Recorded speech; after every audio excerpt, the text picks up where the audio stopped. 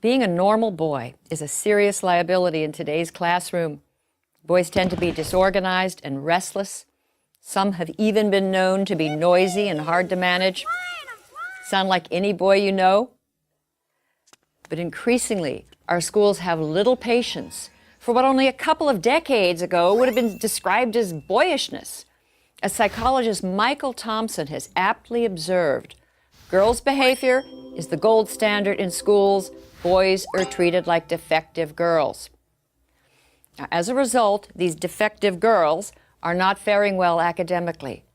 Compared with girls, boys earn lower grades, they win fewer honors, they're far less likely to go to college. Boys are languishing academically while girls are prospering. In an ever more knowledge-based economy, this is not a recipe for a successful society. We need to start thinking about how we can make our grade school classrooms more boy-friendly.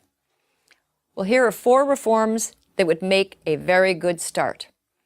1, turn boys into readers.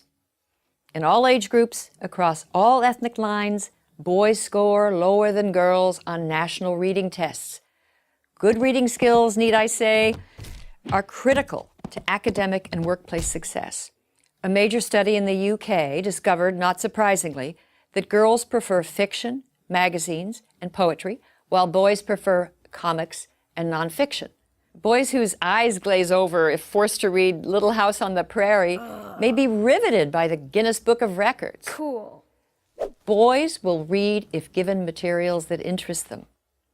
If you're looking for suggestions for books that have proved irresistible to boys, go to guysread.com. 2, inspire the male imagination. Celebrated writing instructor Ralph Fletcher contends that too many teachers take what is called the confessional poet as the classroom ideal.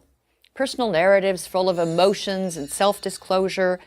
These are stories girls commonly write, and these are prized, whereas action stories describing, say, a skateboard competition or a monster devouring a city, these are not.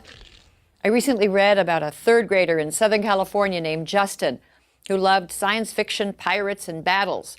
Well, an alarmed teacher summoned his parents to school to discuss the picture the 8-year-old had drawn of a sword fight, which included several decapitated heads.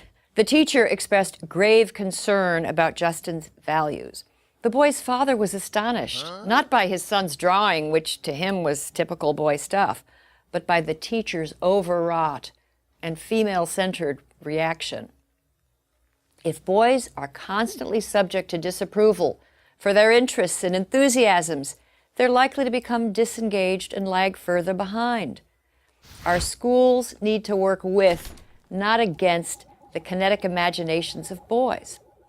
3, zero out, zero tolerance. Boys are nearly 5 times as likely to be expelled from preschool as girls. And in grades K through 12, boys account for nearly 70% of suspensions. Now, this is often for minor acts of insubordination, and sometimes for entirely innocent behavior. Hardly a week goes by without a news story about a young boy running afoul of a school's zero-tolerance policy. Josh Welsh, age 7, was recently sent home from his Maryland school for nibbling off the corners of a strawberry Pop-Tart into the shape of a gun. Josh, like many other boys punished for violating zero-tolerance policies, was guilty of nothing more than being a typical 7-year-old boy. 4, bring back recess. Believe it or not, recess may soon be a thing of the past.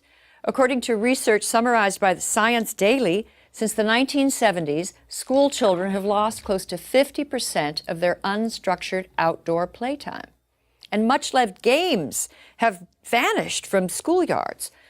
In schools throughout the country, games like dodgeball, Red Rover, even tag have all but disappeared. Too damaging to self-esteem or too violent being the usual excuse. One popular classroom guide suggests tug of war be replaced with tug of peace. Boys need to work off their energy. They need to be free to play games they enjoy, and keeping them cooped up and inside all day will not help them learn. As our schools become more feeling-centered, more competition-free, more sedentary, they move further away from the needs of boys. We need to reverse the boy-averse trends. Male underachievement is everyone's concern. These are our sons. These are the young men with whom our daughters will build a future. If boys are in trouble, so are we all. I'm Christina Hoff Sommers at the American Enterprise Institute for Prager University.